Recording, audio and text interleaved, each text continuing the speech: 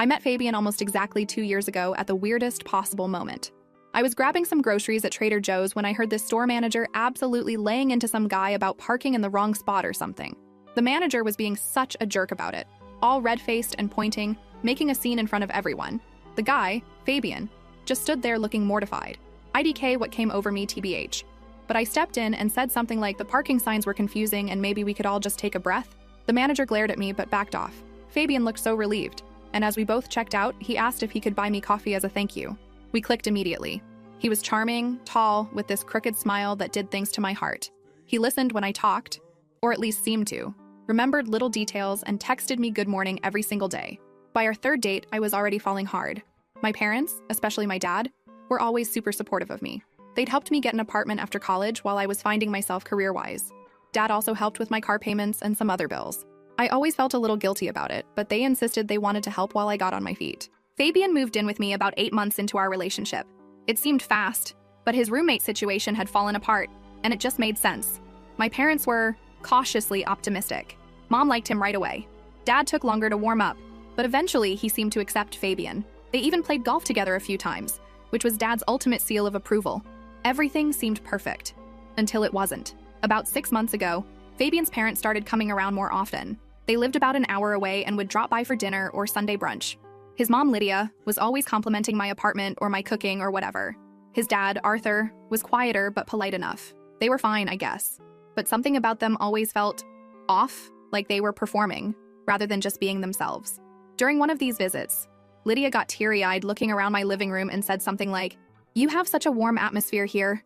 It's been so long since we felt like a family." Arthur nodded along, adding that their Fabian is just golden and they hope we stay together a long time. It felt weirdly intense, but I smiled and thanked them. Looking back, there were signs I missed. Little comments Fabian would make about my dad's generosity or jokes about how he'd hit the jackpot with me.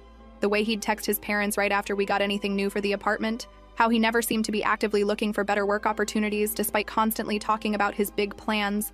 I started noticing patterns.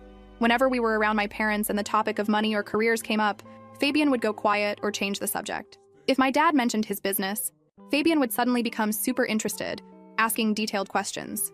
When we were alone later, he'd make these little digs about my dad being old money or set in his ways. One night when we were scrolling through Instagram together, he saw a photo of his ex and muttered something about how she had the looks, but not the stability. When I asked what he meant, he just kissed my forehead and said I was the whole package. I remember feeling weird about it. I started paying more attention. I noticed he'd be on his phone a lot, smiling at texts, but would put it face down if I walked near. Once I glimpsed him messaging someone about how things were looking up financially. When I asked, he said it was just his buddy talking about a new job. I wanted to believe him. 3 times. 3 times. I overheard snippets of phone conversations with his mom where he said things like, "It's comfortable," or "I'm just holding on for now." Each time he'd see me and immediately switch topics, talking loudly about weekend plans or what to have for dinner. After the 3rd time, I started recording random conversations when he was on the phone. I know that sounds crazy invasive, but something felt so off, and I needed to know if I was being paranoid or if my instincts were right. Mostly, I caught nothing. Just normal conversations about sports or plans with friends. Then came that dinner at his parents' house. They invited us over for this fancy meal. Steaks, salads, wine, the works. Lydia kept touching my arm and telling me how happy they were that Fabian had found someone so supportive. Arthur asked questions about my dad's business, which felt weird since they'd met several times already. After dinner, I offered to cut the pie Lydia had baked. I went to the kitchen, leaving my phone on the dining room table, but before I left, I started the voice memo recording. I just needed to know. The kitchen and dining room were separated by a half wall, so I could hear them, but they couldn't see me. I stood there slicing the pie when I heard Fabian laugh. That same laugh he does when he's trying to impress someone. His voice got lower, but I could still hear every word. She's convenient. Her dad's money keeps me comfortable while I figure things out. My hands froze on the knife. I might have stopped breathing for a second. He went on. "I'll stick around long enough to squeeze what I can out of her. Then I'll find someone worth showing off." I heard Arthur snort, like he was amused. Then Lydia's voice, quieter but clear. "Just don't get her pregnant." Fabian again. "God, no. Can you imagine being tied to her family forever? Her dad is an arrogant old goat. If it wasn't for the money, I wouldn't even say hello to him." I stood there, holding the knife, my whole body just burning. I wanted to scream or throw something or walk out and never come back, but instead I just kept cutting the pie. Slice by slice, perfect triangles. I don't even remember thinking about it. I just did it. I walked back into the dining room, plates in hand, and smiled. I set the pie down, served each of them a slice, and sat in my chair. Fabian put his arm around me and kissed my cheek. I didn't flinch. I just smiled and asked Lydia about her garden. The rest of the evening is a blur. I remember laughing at their jokes, helping clean up, and kissing Fabian in the car on the way home. I remember grabbing my phone from the table before we left. I remember opening the door to our apartment, the apartment my parents were paying for, and watching him kick off his shoes and flop on the couch like everything was normal. Because for him, it was. I didn't confront him that night, or the next day, or the day after that. I just watched him. Watched how he'd check my dad's social media accounts when he thought I wasn't looking. Noticed how he'd suggest we visit my parents when our fridge was getting empty. Saw how he'd mention his student loans when my dad was around. A week passed. I barely slept. I kept replaying the recording, thinking maybe I'd misheard or misunderstood. But no, his words were crystal clear. She's convenient. Her dad's money keeps me comfortable. I'll find someone worth showing off. I stopped eating much. Stopped talking unless I needed to. I'd lock myself in the bathroom and just sit on the floor, trying to figure out what to do. Fabian noticed something was off but seemed annoyed rather than concerned. He kept asking if I was on my period or just being dramatic. It was Mom who finally broke through. She stopped by unexpectedly one afternoon when Fabian was out with friends, took one look at me and sat me down at the kitchen table. "What's going on with you and Fabian? Is he behaving normally?" she asked, her eyes searching mine. I wasn't crying. I was past crying. I just felt empty. "Do you want to hear it?" I asked. "Yes," she said. "Of course. Just don't interrupt, okay?" I pulled out my phone, opened the voice memo app, and hit play. We sat in silence as Fabian's voice filled the kitchen. "She's convenient. Her dad's money keeps me comfortable." Mom's face went completely still. By the time the recording reached arrogant old goat, she was trembling. When it ended, she didn't speak for what felt like forever. Then she stood up, walked to the hallway, and grabbed her coat. "Don't let him come back here tonight," she said. "Where are you going?" I asked. "To your father. Wait here." I sat alone in the kitchen after she left, and my phone buzzed with a text from Fabian. "Grabbing drinks with the guys, back late. Don't wait up." I didn't respond. Instead, I opened my laptop and started making a list. First update. OMG. Thank you all SM for the supportive comments on my last post. Wasn't expecting this to blow up like it did. Some of you asked for updates, so here's what happened after my parents showed up. I've never seen my dad that quiet before. He's usually the type to fill silences, telling dad jokes, asking questions, making small talk. But when he walked through my door that night, he just nodded at me. Mom was right behind him, her hand on his back like she was steadying him. Mom told him I had something he needed to hear. I felt my stomach twist as I pulled out my phone again. Part of me wanted to chicken out, to say never mind and pretend everything was fine, because playing that recording meant things would change forever. But I hit play anyway. Watching my dad listen to Fabian's voice was, I don't even know how to describe it. At first, his face didn't change at all. He just stared at my phone on the table, listening to Fabian laugh about how I was convenient. When Fabian called him an arrogant old goat, I saw something flicker in his eyes. Dad didn't explode like I thought he might. He just sat there for a long moment after the recording ended. Then he reached across the table and took my hand. He asked if I was okay. Not what I was going to do or how this happened, but if I was okay. I wasn't expecting that question to Paige. I'd been so focused on the betrayal and what to do next that I hadn't really thought about whether I was okay. And the answer was, no, I wasn't. I started crying then, really crying for the first time since I'd heard the recording. Dad squeezed my hand and just let me cry. Mom made tea, which is her solution to everything. When I finally calmed down, Dad asked when the recording was from. I told him it had been a week. He nodded like that made sense. Then he asked where Fabian was now. I checked my phone. 3 more texts from him. Getting another round. Mike says hi. Don't wait up, babe. So normal. So oblivious. I told Dad Fabian was out drinking with friends and wouldn't be back for hours. That's when Dad's demeanor changed. He straightened up in his chair and asked if I had my laptop. I grabbed it from the couch where I'd left it open with my what-to-do list. He glanced at it and actually smiled a little. Turns out we'd been thinking along the same lines. We spent the next 2 hours making a plan. Concrete steps, not just angry reactions. Dad was methodical, making his own list in the Notes app on his phone. It was weird. I expected rage, but instead got this calm, focused problem-solving that was somehow more intense than any shouting would have been. First on the list, the apartment. Dad had co-signed the lease and was paying the rent. He called the property management company right there at my table. He explained he needed to terminate the current lease and sign a new one in just my name. The leasing agent tried to explain that there would be fees and paperwork, but Dad cut her off. I'll pay whatever fees are necessary, he told her. I need this done immediately. When she hesitated, he added that he could come to the office first thing tomorrow morning if that would help speed things up. Suddenly, she was much more accommodating. Next, the car. Fabian had been driving my car that Dad was helping pay for. Dad made another call, this time to our insurance agent. He removed Fabian from my policy, effective immediately.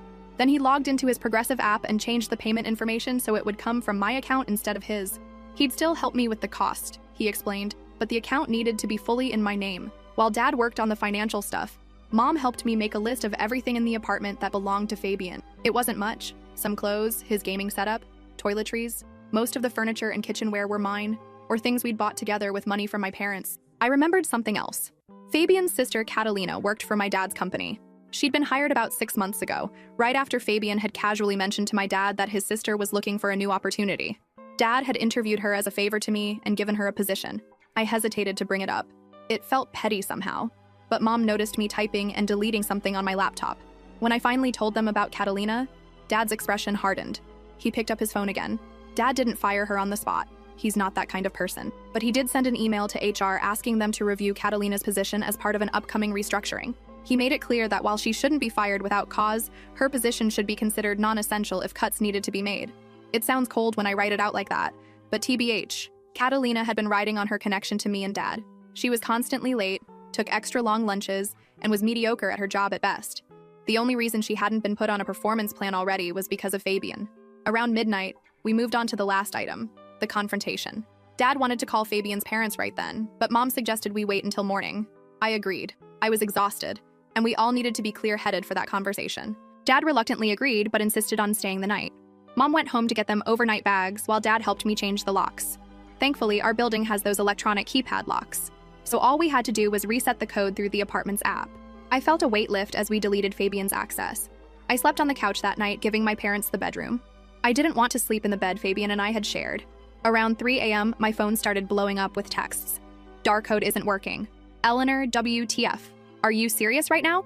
Let me in, it's fucking freezing. Eleanor, answer your phone. I put my phone on silent and turned it face down on the coffee table. For the first time in a week, I slept deeply. In the morning, Dad made pancakes like it was just another Saturday. We ate at the kitchen table, checking our phones and making small talk about the weather. It felt surreal, like we were play acting at normalcy. Fabian had finally stopped texting around 5 a.m. My guess was he crashed at a friend's place. Around 10, Dad said it was time to call Fabian's parents. I felt my stomach clench again. Mom squeezed my shoulder and reminded me that I hadn't done anything wrong.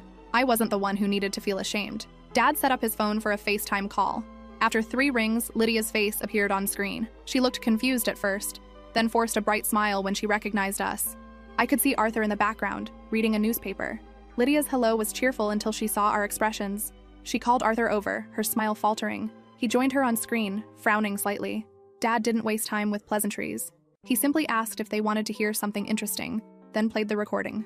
Watching their faces change as they listened to their own voices was something else. Lydia's hand flew to her mouth. Arthur's frown deepened. Neither of them looked surprised by what Fabian was saying, only that they had been caught saying it. When the recording ended, Lydia immediately started making excuses. It was just talk, she insisted. Fabian didn't mean any of it. They were just joking around. Arthur tried to look stern and disappointed, like he was also hearing this for the first time. Dad let them ramble for about 30 seconds before he cut them off. He laid out exactly what was happening. Fabian was being removed from the apartment lease. His access to my car was revoked. All financial support was ending immediately. Catalina's position at the company was under review. Lydia's face crumpled. She turned to me all teary-eyed, begging me to reconsider. Didn't I know how much Fabian loved me? Weren't we planning a future together? Everyone says things they don't mean sometimes. I just stared back at her. The woman who had smiled to my face while laughing behind my back, who had told her son not to get me pregnant because it would tie him to my family, who had sat at my table and eaten my food while thinking I wasn't good enough for her son. Mom leaned into the frame then. She told Lydia to close her mouth. No one was smiling now, she said. Goodbye. Dad ended the call before they could respond. The 3 of us sat in silence for a moment. Then Dad's phone buzzed with a text. From Fabian. Where was I? Why couldn't he get into the apartment? What the hell was going on? Dad typed out a response, showed it to me for approval, then sent it. Eleanor knows everything. Your things will be packed and left with the building manager. Don't contact her again. We spent the next few hours packing up Fabian's stuff. It was strange handling his things, knowing what I knew now. His favorite hoodie that I used to sleep in when he was away. The coffee mug I'd bought him for Christmas. The framed photo of us from last summer's beach trip. All of it felt contaminated somehow. Mom and I had just finished taping up the last box when we heard shouting from outside. I looked out my second-floor window to see Fabian on the front steps of the building, buzzing my apartment over and over. He looked like hell. Rumpled clothes, messy hair, red-faced with anger or alcohol or both. Dad went to the window and looked down. When Fabian spotted him, he started yelling louder. What right did Dad have to lock him out? This was his home too. Dad just shook his head and closed the blinds. The buzzing continued for almost 20 minutes. Then it stopped. I peered through the blinds and saw Fabian sitting on the steps, head in his hands. Part of me, a small stupid part, felt bad for him. But then I remembered, she's convenient. Her dad's money keeps me comfortable. I'll find someone worth showing off. Around 4 p.m., Dad loaded Fabian's boxes into his car and took them to the building manager's office as we'd arranged. Mom and I stayed in the apartment, jumping at every noise. We ordered pizza for dinner, but barely ate. The reality of what was happening had finally hit me. 2 years of my life had been a lie. Just after 8, the buzzer rang again. I checked the security camera feed on my phone. Fabian was back, looking even worse than before.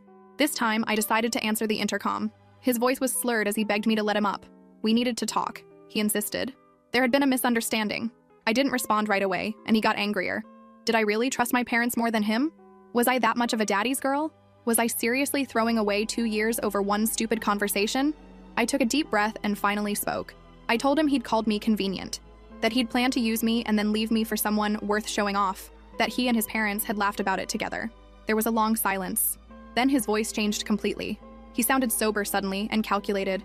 He asked if I'd been recording him, if I knew that was illegal in our state without consent, if I understood I could get in trouble for that. Dad took the phone from me then. He told Fabian very clearly that if he didn't leave immediately, we would call the police, that we had security footage of him harassing me, that he had exactly 10 minutes to get off the property. Fabian started shouting again, but Dad ended the call. Mom called the building security while Dad and I watched the camera feed. After a few minutes, 2 security guards approached Fabian. There was some arguing, some gesturing, but eventually they escorted him off the property. We spent that night jumping at every sound. Dad slept on the couch while Mom stayed with me in my room. I kept checking the security feed, half expecting to see Fabian trying to break in, but the night passed quietly. In the morning, we finalized the new lease at the property management office. The car insurance was updated. My bank accounts were secured. I changed all my passwords and removed Fabian from my Netflix, Spotify, and Amazon accounts. It was like erasing him from my digital life, one login at a time. The property manager confirmed that Fabian had picked up his boxes. The security team had been notified not to allow him into the building without my explicit permission. My parents helped me rearrange the furniture, as if changing the layout could somehow erase the memory of him in that space. They stayed one more night and then had to get back to their own lives. Mom hugged me for a long time at the door. Dad looked like he wanted to say something profound, but in the end, just kissed my forehead and told me to call them anytime, day or night. And then I was alone, really alone for the first time in almost 2 years. The apartment felt too big, too quiet. I wandered from room to room, touching things, trying to reclaim my space. I ordered takeout and ate it on the floor of the living room because sitting at the kitchen table felt too normal, too much like before. My phone buzzed around midnight, a text from a number I didn't recognize. "This isn't over. You've made a huge mistake." I knew it was Fabian. I didn't respond, just blocked the number and turned off my phone. I lay awake until dawn, listening for footsteps that never came. Last update. Okay, so it's been exactly 2 weeks since everything blew up, and honestly, I'm exhausted. The constant texts from unknown numbers, the voicemails, the Instagram messages from fake accounts. It's like dealing with a ghost that refuses to leave. I woke up this morning to 17 missed calls from different numbers between 2 a.m. and 6 a.m. I've blocked so many numbers at this point that my block list is longer than my contact list. Fabian clearly keeps using those temporary number apps or borrowing phones from friends. At first, I listened to the voicemails thinking maybe he'd apologize in a way that felt genuine, but they just kept getting worse. The first few were what you'd expect. He was sorry, he didn't mean it, he was just trying to impress his parents, blah blah blah. Then they started getting angry. How could I do this to him? Did I know how much this was hurting him? By day 4, they turned manipulative. Remember that time I took care of you when you had the flu? Remember our trip to the beach? Now they bounce between threatening and pathetically sad. Yesterday's gem. I've ruined his life. His sister lost her job because of me. His parents are disappointed in him, and he's practically homeless. Then not 20 minutes later, he misses me so much. He can't sleep. He just wants to talk. What's weirder is that I still catch myself almost responding. Like my thumb hovers over the keyboard and I have to physically put my phone down. 2 years is a long time, you know? There are moments when I miss the person I thought he was before I knew the truth. But then I play the recording again. Her dad's money keeps me comfortable. I'll find someone worth showing off. Just don't get her pregnant. My friend Julia came over yesterday. She's been checking on me every couple days, which I appreciate more than I can say. We were scrolling through TikTok on my couch when my phone buzzed with a text from another unknown number. I ignored it, but she asked what was going on. I hadn't told any of our mutual friends the full story yet. I just said Fabian and I broke up and it was messy. But sitting there with Julia, I decided to just show her the recording. I watched her face change as she listened. Confusion, then shock, then this cold anger I'd never seen on her before. When it finished, she was quiet for a long time. Then she told me something that made my stomach drop.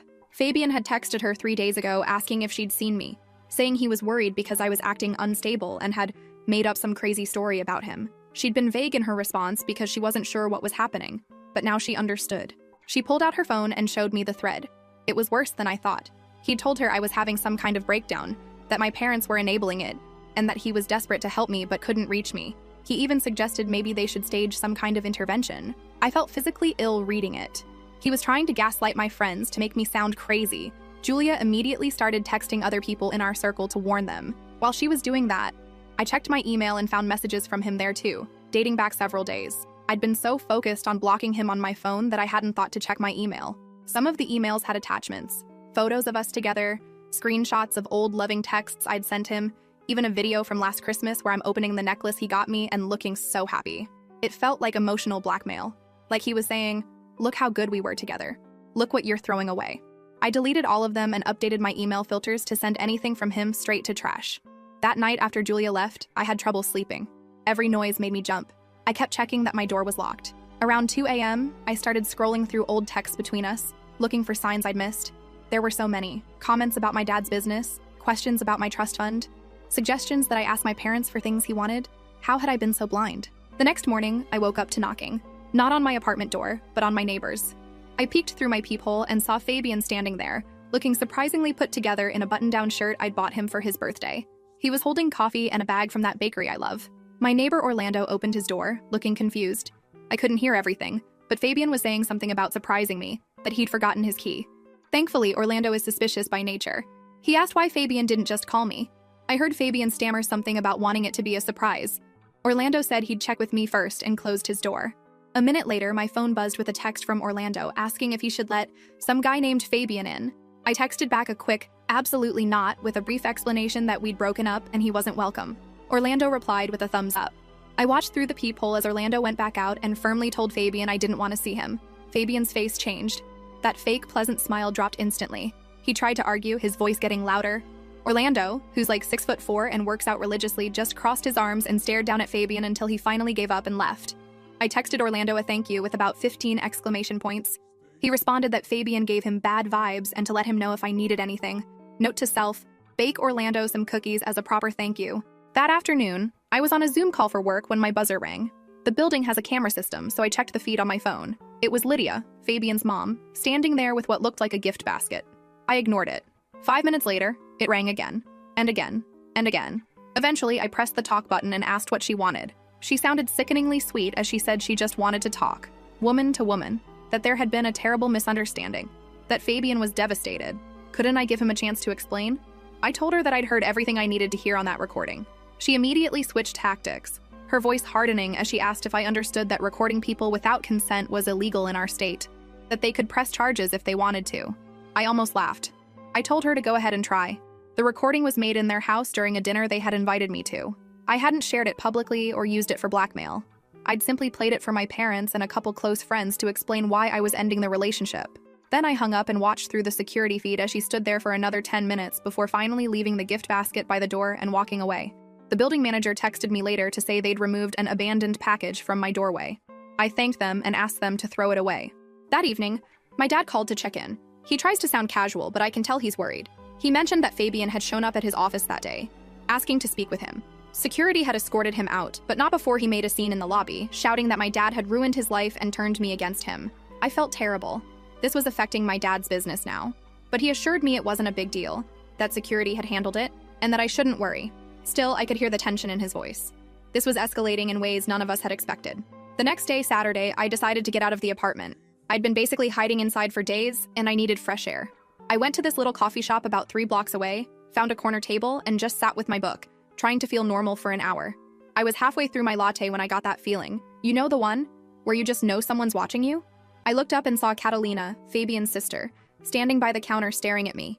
Our eyes met, and for a second I thought she might come over and make a scene. Instead, she just gave me this cold look and walked out. I stayed another 15 minutes, but my hands were shaking so badly I couldn't focus on my book. When I finally left, I took a different route home, constantly looking over my shoulder.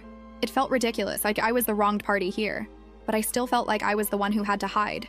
When I got back to my apartment, my mom was waiting in the lobby. She'd brought groceries and dinner, saying she just wanted to check on me in person. We spent the evening watching Netflix and not talking about Fabian, which was exactly what I needed. She stayed over, sleeping on the couch. Around midnight, my phone started blowing up again. More unknown numbers. More texts varying between apologetic and angry. I silenced it and tried to sleep. In the morning, Mom and I were having coffee when someone started pounding on my door. Not knocking, pounding, like they were trying to break it down. I checked the peephole and saw Fabian, looking disheveled and angry. He was shouting my name, demanding I open the door, saying he knew I was in there. My mom immediately called building security while I stood frozen, watching him through the peephole. He started kicking the door, each thud making me jump. I found my voice and told him to leave, that security was on the way. He laughed, actually laughed, and said he just wanted to talk, that if I'd just listened to him for 5 minutes, he could explain everything. I asked what there was to explain. Did he deny saying those things? There was a pause, then more pounding. He wasn't denying it. He was just angry he'd been caught. Security arrived a few minutes later, 2 guys who looked like they'd rather be anywhere else. I could hear them telling Fabian he needed to leave. There was some scuffling in the hallway, raised voices. My mom and I stood in the kitchen, not speaking, just listening. Finally, it went quiet. My phone buzzed with a text from the security team saying they'd removed him from the building and called the police because he'd become physical. Apparently, he'd shoved one of the guards when they tried to escort him out. Mom and I just looked at each other. This was getting dangerous. She suggested I come stay with them for a while, but that felt like letting him win somehow. This was my home. I didn't want to be chased out of it. Instead, I finally did what I should have done days ago. I filed for a restraining order. The process was surprisingly straightforward. I had the recording, security footage of multiple incidents, text messages, emails, and witnesses.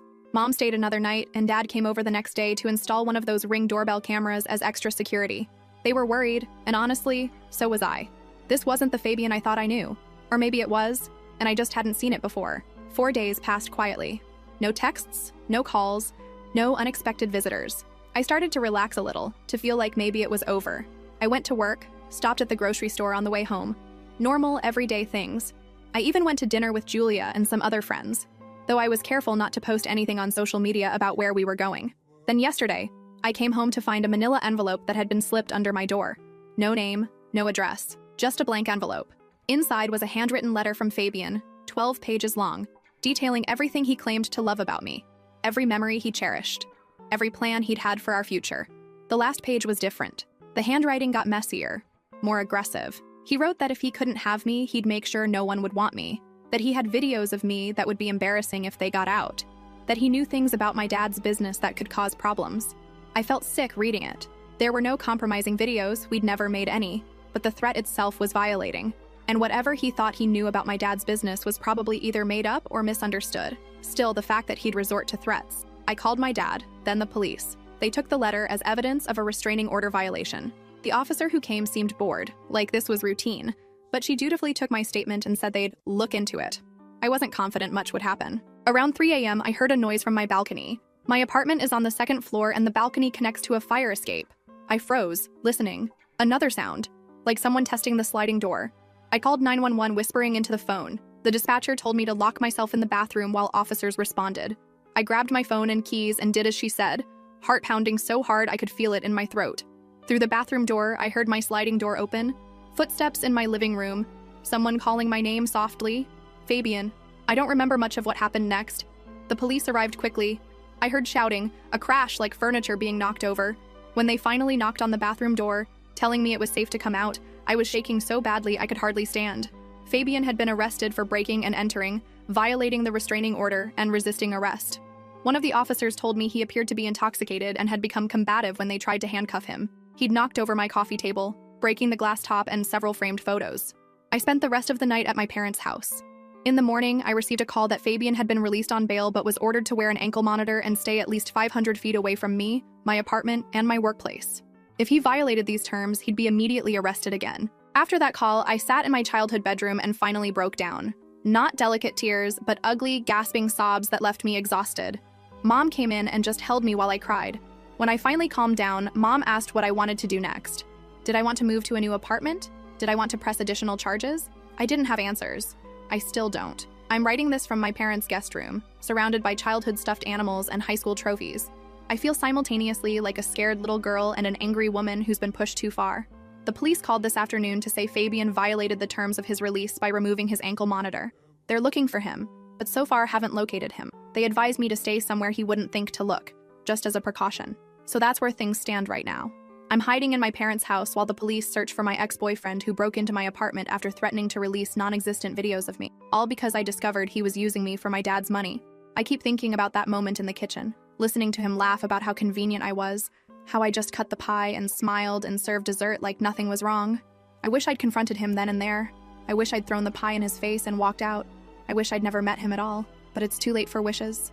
Now I just need to figure out what happens next.